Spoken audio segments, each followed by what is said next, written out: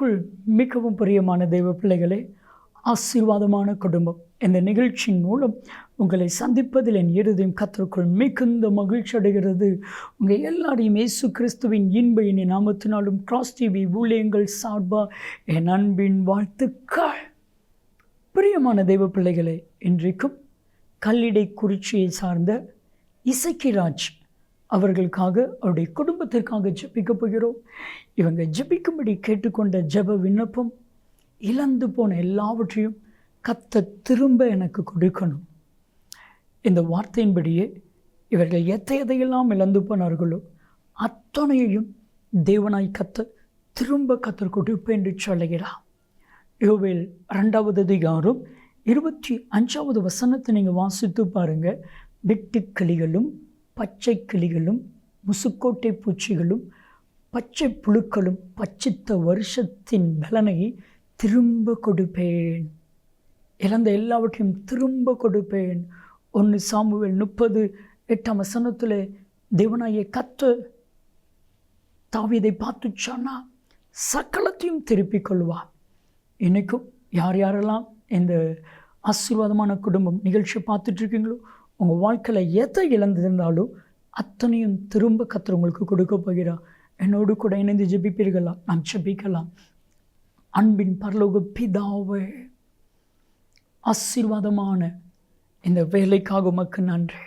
இந்த வேலையிலும் அன்பு சகோதரர் இசக்கிராஜ்காக, கல்லிடை குறிச்சி சார்ந்த அன்பு சகோதரருக்காக, அவங்க குடும்பத்திற்காக ஜெபிக்கிறேன். இழந்து போன எல்லாவற்றையும் திரும்ப கொடுங்க. இரட்டத்தனையாய் கொடுங்க, 4 அத்தனையாய் கொடுங்க, 100 அத்தனையாய் கத்த கொடுப்பீராக. இழந்து போன நன்மைகள், இறந்து போன கிருபைகள், இழந்து போன ஆசீர்வாதங்களை நிறைவாய் கத்தர் கொடுங்கப்பா. எங்களோடு யார் யாரெல்லாம் ஜெபிக்கிறார்களோ அத்தனை பேருடைய வாழ்க்கையிலும் எதை இழந்தார்களோ அத்தனையையும் நிறைவாய் கொடுப்பீராக. அப்படி செய்கிறதற்காய் உமக்கு நன்றி. இயேசு கிறிஸ்துவின் நாமத்தில் ஜெபிக்கிறேன் ஜீவனுள்ள பிதாவே, ஆமென், ஆமென். பிரியமானவர்களே, ஆசீர்வாதமான குடும்பம் இந்த நிகழ்ச்சிக்காக ஆண்டவருடைய பாதத்தில் காத்திருந்த பொழுது கர்த்தர் சொன்ன கர்த்தருடைய வார்த்தை, உன் கண்ணீர் வீண் போகாது. என் அன்பு தெய்வ பிள்ளைகளை, இன்றைக்கி நிறையவருடைய வாழ்க்கையில் நிறைய காரியங்கள் வீண்.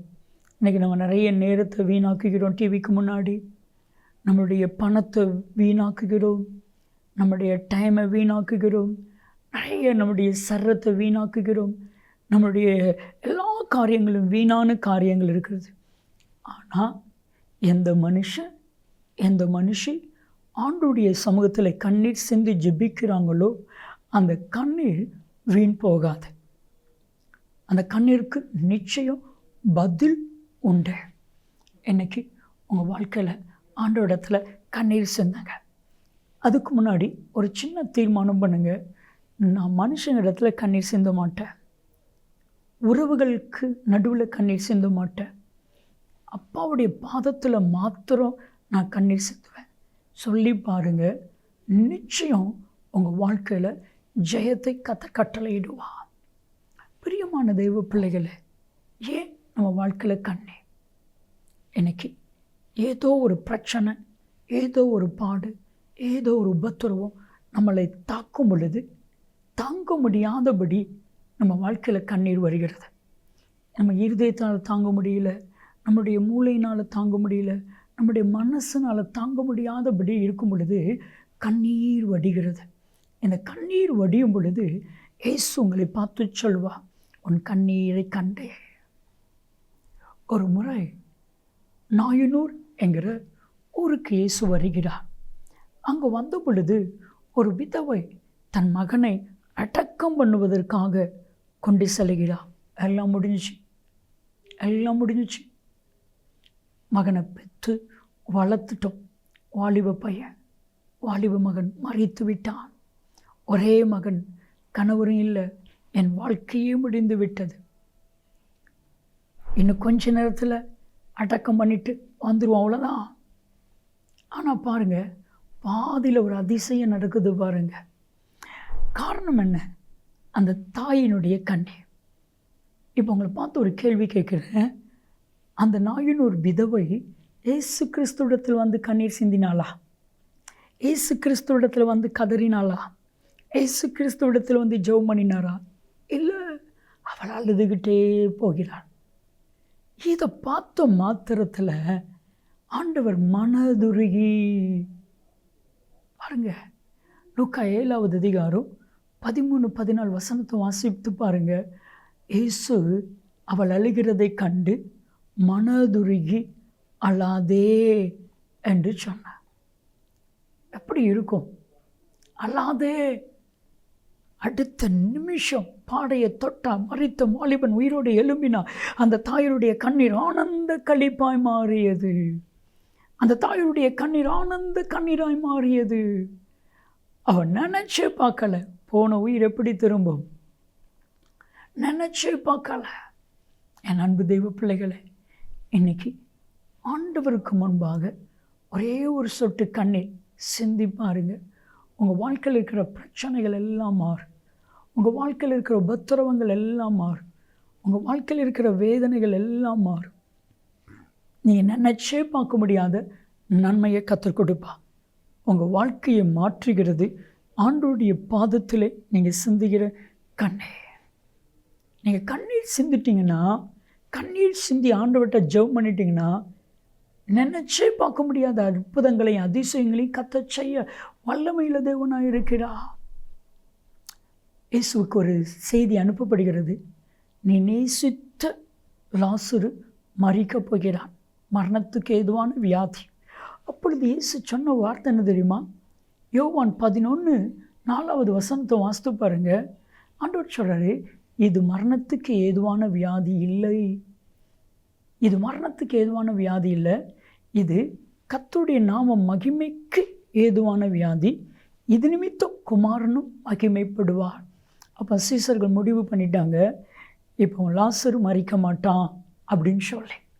ஆனால் லாசரு மரிச்சிட்டான். சீசர்களுக்கு குழப்பம்.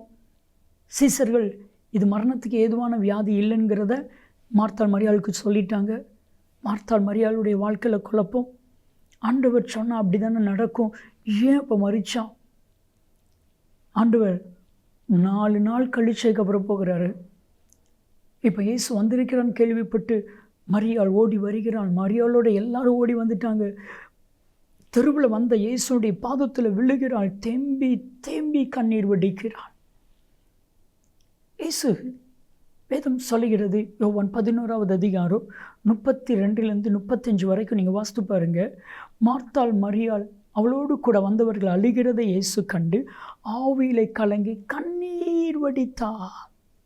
கண்ணீர் வடிச்சுட்டு அப்படியே போகலை, மரித்த லாசருவை உயிரோடு எழுப்பினார். இப்போ தான் சொன்னார் யோவான் 11:40, நீ விசுவாசித்தால் கர்த்தருடைய மகிமையை காண முடியும்.